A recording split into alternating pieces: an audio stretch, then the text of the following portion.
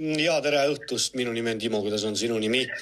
Oled otse tervist, no tervist, head vana aasta lõppu kõigile siin. Ja tere õhtust, Maarjo Mallistab meile sealt maalt, millest meil just juttu oli, et Soome esitajaid naljalt saates mängida ei saa, vähemalt mitte niimoodi siin selle YouTube'i kanali peal.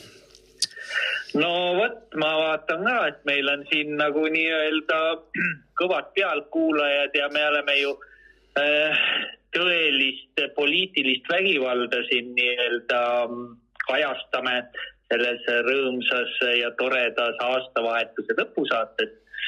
Et see on nagu huvitav.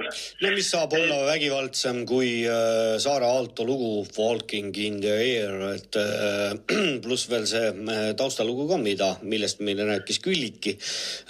Ma tahtsin veel hiljem, kui oleks nüüd lastud mul see lugu lõpuni mängida, siis Külliki rääkis ja sõnastas kõik oma soovid ja taotlused nii kenasti, lugesin meile luuletusi ja milline saabki olla üks parim aasta ringi kokkuvõttev saade kui selle, mille rahvas ise teeb. Palju meid siin küll otse eetris on, ennemalt oli 100, hetkel on 58-60, et nii ta käib, kahjuks. No nii, jah, just täpselt nii ta käib, et eks see ongi nende ülesanne represseerida ja paljud inimesed, kes kuulavad, löövad käega, et näed, ei olegi nagu võimalik saadet edasi ajada, sellepärast, et näed, kogu aeg on kinni ja ei tea, kas see ka lõpuni käib. Aga ega me ju ometi jonni ei jäta ja me ikkagi raiume oma teemat edasi, nagu me oleme neid aastaid ajanud, et süvariigile me ei allu ja nii need asjad on. Kui natuke rääkida aastast, mis meil tuleb siin aastal 2026, siis mina ise näen, olles poliitikas olnud siin nüüd aastas 2019 ja nähes neid kõike protsesse, kuhu see kõik asi viib, siis meid on ees ootamas üsna revolutsiooniline aasta, et selles suhtes jääme ootama parimat. Mina ise isiklikult näen põliseestlaste tõusu Eestis. Mina näen seda, et eestlastel on vaja tõusta ja leida nii-öelda enese mina üles. Et see on üks olulisi maamärke ja ilma selleta ei jäägi ellu. Ja eestlased peavad ise saama aru, mis asi on eestlane, nad peavad saama aru, mis asi on Eesti riik ja nii see asi läheb. Et vähemalt mina teen selleks kõike, et Eesti, siis Eesti rahvus säiliks, ütleme nii, et kuidas ma nüüd ütlen, et need maalased, kes elavad Eesti territooriumil, et nad saaksid aru, kes nad on, virulased, läänlased, saarlased ja nii edasi. Aga sinnamaani on vaja nüüd jõuda ja kõigil Eesti maa peal elavatel inimestel saada aru, kes nad on. No põlisvirulane ei ole ikka päris sama, mis on põliseestlane, et sellest sa saad ju, Maarjo, aru. Et loomulikult. Põliseestlastele, põlisrahva õiguseid, neid asju ajab selline mees nagu Kalev Ots peaks vist neid ajama ja ma tean ka, et üks erakond on loodud, mille pealkiri peaks olema siis pere ehk siis põliseestlaste rahva erakond. Võib-olla äkki, et see on vähe teine teema, kui sa nüüd viitad sellele, mis asju ajan mina.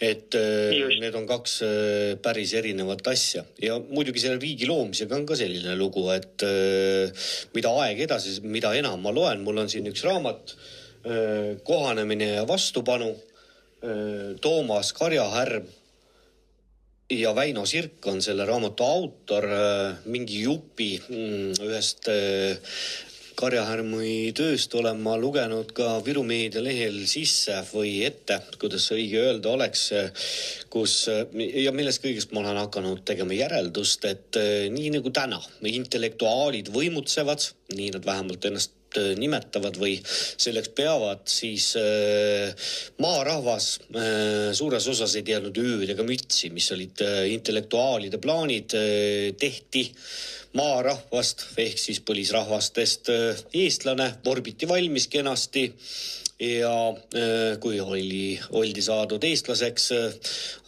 siis hakati looma eurooplast. See oleks minu selline lühi ütlemine sellel teemal. Kuigi ma ise mõtlesin, et ma täna seda teemat ise puudutada ei taha, aga kuna teema on vaba, siis teema ongi vaba. Just täpselt ja sa oled jumala õigel teel ja ütleme nii, et sinu mõtted ja põliseestlaste mõtted tegelikult ongi need, mis päästavad Eesti, sest tegelikult põliseestlased, kui nüüd minna ajalust tagasi, siis nemad olid ju need, kes lõpuks andsid nii-öelda allkirja selleks, et üldse see nii-öelda Eesti Vabariik saaks luua, aga et see nende käest ära kaaperdati ja sisuliselt need võimurid selle nii-öelda ära võtsid, neil mütsid pähe tõmbasid ja hiljem me ju teame ise, et küll see institutsioonile tõmbasid kommunistid mütsi pähe, siis tulid nii-öelda natsid, siis tulid jälle kommunistid ja nüüd meil on see eurokommunism ehk neomarksism, kes sisuliselt anastab ja toodab meil mingit homopropagandat ja teeb igasugust muud tsirkust meie koolides, meie lasteaedades ja nii edasi. Aga see peab muutuma, ütleme niimoodi. No jah, muidugi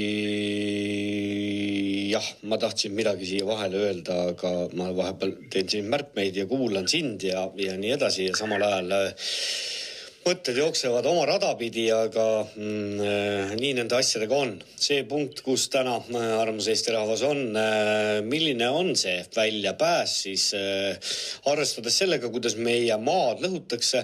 Vaata, Kalle Eller, temast ei ole väga palju videomaterjali, aga Kalle Elleril on üks selline, ma tean tausta, puusalt tulistatud videoklipp, mille pealkiri, ma arvan, et ma ei eksi, on siis järgmine. Põlisrahvad, kas maailma ainukene lootus ja küsimärk lõpus. Sellise küsimuse ta esitas, eks ta ise ka vastas. Minu jaoks on täna vastus selge. Jah, see on maailma ainukene lootus, kui ma vaatan, kuhu on riikide kaupa jõutud, siis selle krempliga ei ole enam mitte midagi peale hakata, sest need inimesed, kes täna veel küsivad enda käest, ka mina seda paar aastat tagasi veel tegin, et aga kas mina ei olegi siis Eesti riik? Ei ole. Eesti riik on Eesti Vabariigi valitsus koos oma repressiivorganitega ja ametnike merega. Aamen, ütleme selle koha peal. Aga tegelikult siinkohal, nagu Andres Saukast tsiteerides, et laseme nüüd Eesti rahval ja rahvastel ise mõelda, kuidas nad selle institutsiooni või selle asjaga edasi soovivad uuel aastal minna ja soovilooma olen siin ema ja siis nii-öelda tema elukaaslasega ja meil oleks üks soovilugu, oleks vendadelt turbidelt. Mis see, ütleme, see peal väljas on veebruar täna, vennaturbid. Jaa, see on hea lugu. Aga oota korra, ma tahtsin vist veel midagi öelda.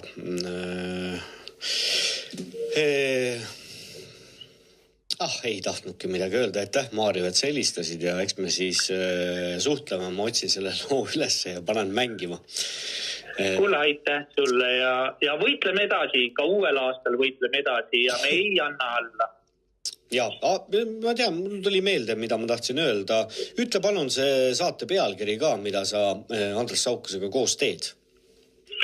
Tehnokraat, ohohoo, meil on juba üsna palju episoode on tehtud. See on, ütleme, see ei ole kerge kuulamine, ütleme nii palju kui haritlastega ma olen kokku puutunud, siis kõik teavad seda tehnokraati, aga tavakuulajale on ta raske kuulamine, aga on ka, meil on kuulajaid, mitte muidugi nii palju, kui on veebiraadio lihtsalt ja keerutamata, aga nii on. Aga uuel aastal tuleme ka välja uue saate sarjaga 10 küsimust. Aga nüüd ongi see, et esimene saade on nii-öelda ära vormistatud, skripti pandud, külaline on olemas. Teised saated nüüd sõltuvad sellest, kuidas siis saate vaatajad ja kuulajad ise otsustavad, mis küsimusi nad saadavad ja mis külalisi nad valivad.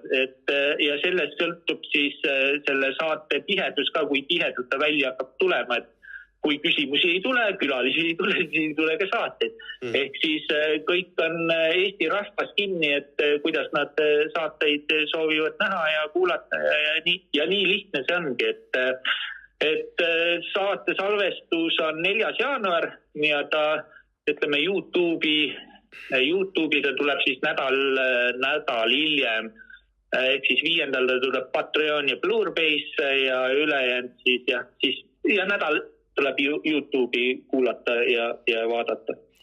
Ja, ma tahtsin seoses selle saatega öelda lihtsalt seda, et sellel ei ole väga palju kuulamisi kahjuks, aga see on väärt asi, mida te Andres Saukasega koos teete ja veate.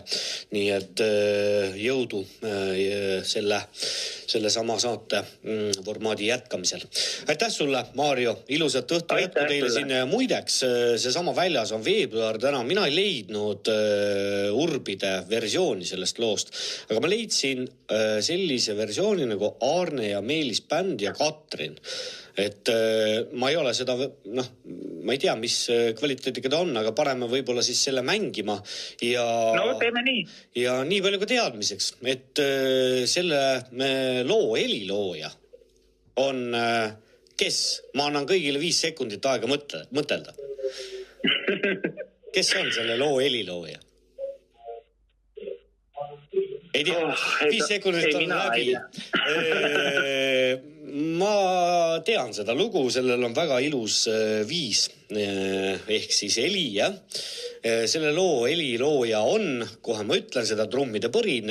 See on võib-olla ainus asi, millega see mees on hästi hakkama saanud. See helilooja on Valdo Randpere. Aitäh sulle ja ilusat aasta lõppu.